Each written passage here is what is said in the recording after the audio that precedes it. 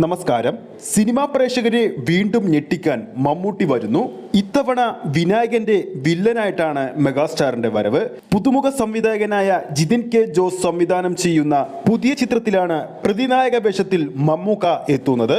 DQ നായകനായി എത്തി മലയാളക്കരയിൽ വൻ വിജയമായ കുറുപ്പ് എന്ന സിനിമയുടെ സഹ തിരക്കഥാകൃത്ത് കൂടിയായിരുന്നു ജിതിൻ കെ ജോസ്. അദ്ദേഹത്തിന്റെ ആദ്യ സംവിധാന സംരംഭം മെഗാസ്റ്റാർ മമ്മൂക്കയുടെ സ്വന്തം നിർമ്മാണ കമ്പനിയായ മമ്മൂട്ടി കമ്പനിയിലൂടെയാണ് പുറത്തിറങ്ങാൻ ഒരുങ്ങുന്നത്.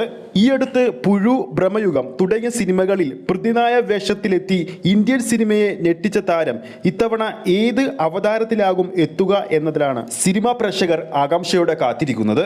ഇപ്പോൾ പുറത്തുവരുന്ന റിപ്പോർട്ടുകൾ പ്രകാരം ചിത്രത്തിൽ മമ്മൂക്കൊപ്പം നിൽക്കുന്ന വേഷത്തിലാകും വിനായകനും എത്തുക. ഒരിടവേളയ്ക്ക് ശേഷമാണ് വീണ്ടും മമ്മൂക്കയും വിനായകനും വീണ്ടും ബിഗ് സ്ക്രീനിൽ ഒന്നിക്കുന്നത്. വിനായകന്റെ വേഷത്തിൽ ആദ്യം പരിഗണിച്ചിരുന്നത് പൃഥ്വിരാജിനെയായിരുന്നു. എന്നാൽ അദ്ദേഹത്തിന്റെ സിനിമാ തിരക്കുകൾ കാരണം അത് ഉപേക്ഷിക്കുകയായിരുന്നു. പിന്നീട് ജോജു ജോർജിനെയും പരിഗണിച്ചിരുന്നു. എന്നാൽ ആ ഒരു അവസാനം വിനായകനിലേക്ക് എത്തുകയായിരുന്നു. ഈ ഒരു ചിത്രത്തിന്റെ ആദ്യ ഷെഡ്യൂൾ നാഗർകോവിലാണ് നടക്കുന്നത്. അവിടെ ഇപ്പോൾ ചിത്രത്തിന്റെ സെറ്റ് വർക്കുകൾ നടന്നുകൊണ്ടിരിക്കുകയാണ്. 2 ആഴ്ചയ്ക്ക് ശേഷം മമ്മൂക്കയും ചിത്രത്തിലേക്ക് ജോയിൻ ചെയ്യും. ജൂനിയർ NTR പ്രധാന വേഷത്തിലെത്തുന്ന ബിഗ് ബജറ്റ് ചിത്രമായ ദേവരയുടെ കേരള വിതരണാവകാശം സ്വന്തമാക്കിയിരിക്കുന്നത് DQവിന്റെ നിർമ്മാണ കമ്പനിയായ വേഫാറ ഫിലിംസ് ആണ്. ഇന്ത്യൻ സിനിമാ പ്രേക്ഷകർ ഏറെ പ്രതീക്ഷയോടെ കാത്തിരിക്കുന്ന ഈ ഒരു സിനിമയുടെ കേരള വിതരണാവകാശം DQവിന്റെ നിർമ്മാണ കമ്പനി ഏകദേശം 1 കോടിക്ക് താഴെ മുതൽ മുടക്കിയാണ് കേരളത്തിലേക്ക് എത്തിച്ചിരിക്കുന്നത്.